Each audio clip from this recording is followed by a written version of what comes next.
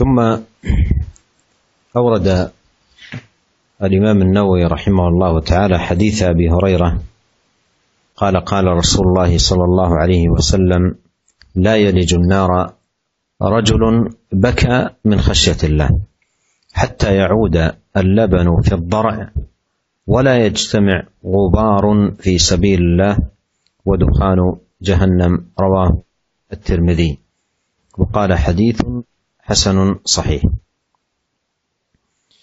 وهذا الحديث أيها الإخوة المستمعون الكرام فيه فضل البكاء من خشية الله بهذا القيد الذي ذكره نبينا عليه الصلاة والسلام: عين بكت، رجل بكى من خشية الله، من خشية الله.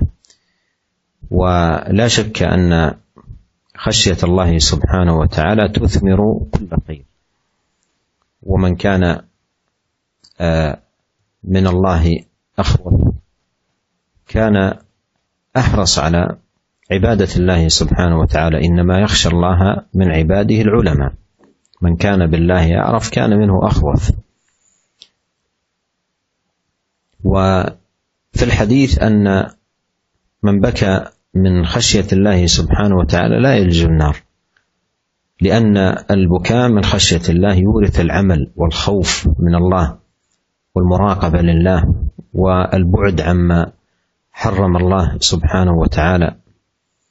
وليس المراد أن يصطنع الإنسان البكاء في لحظة ثم يعود إلى ما هو عليه من إعراض وصدود وغفلة عن الله وعن طاعته سبحانه وتعالى، وإنما المراد بالبكاء الذي يثمر خوفا ومراقبة وزيادة في الخشوع، كما مر معنا في قوله سبحانه وتعالى: ويخرون للأذقان يبكون ويزيدهم خشوعا.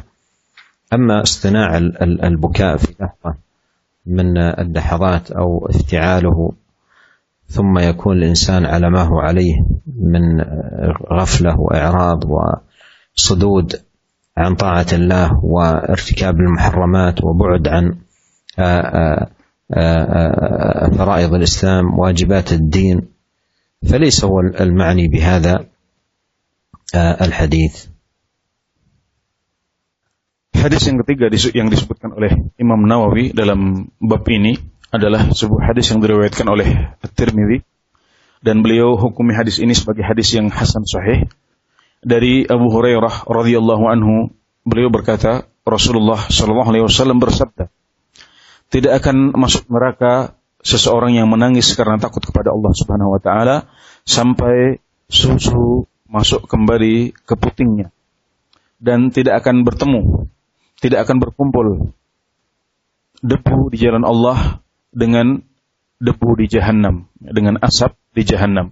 Tidak akan berkumpul menjadi satu antara debu di jalan Allah dan asap di Jahannam. Ya, hadis ini masih menjelaskan kepada kita tentang keutamaan menangis karena Allah Subhanahu wa taala, ya.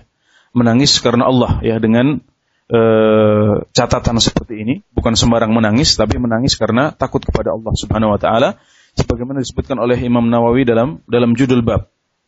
Ya, dan barang siapa yang lebih takut kepada Allah Subhanahu wa taala, maka dia akan semakin banyak beribadah kepada Allah. Semakin orang takut kepada Allah, maka akan semakin banyak ibadah yang dia lakukan. Sebagaimana firman Allah Subhanahu wa taala, sesungguhnya yang takut kepada Allah dengan sungguh-sungguh takut hanyalah para ulama di antara hamba-hambanya. Sesungguhnya yang takut kepada Allah Subhanahu wa taala dari hamba-hambanya hanyalah para ulama. Ya, demikian dikatakan oleh para ulama, barang siapa yang lebih mengetahui Allah Subhanahu wa taala, maka dia akan lebih takut dari. Ya, dan menangis karena Allah Subhanahu wa taala akan membawa orang kepada ketaatan dan menjauhkan orang tersebut dari hal yang diharamkan oleh Allah Subhanahu wa taala. Jadi inilah yang dimaksud dengan menangis karena takut kepada Allah, yaitu menangis yang membuahkan ketaatan dan menjauhkan orang dari maksiat kepada Allah Subhanahu wa taala.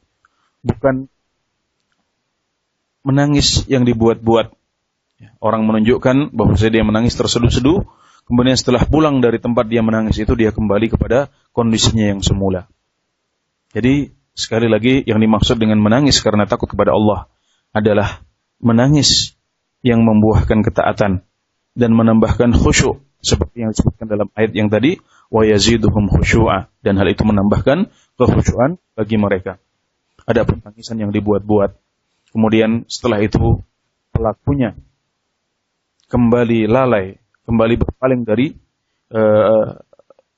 garis-garis atau agama Allah Subhanahu wa taala, kemudian dia kembali untuk melakukan hal yang diharamkan, maka ini sama sekali bukan tangisan yang dimaksud oleh hadis yang menjadi pembahasan kita ini.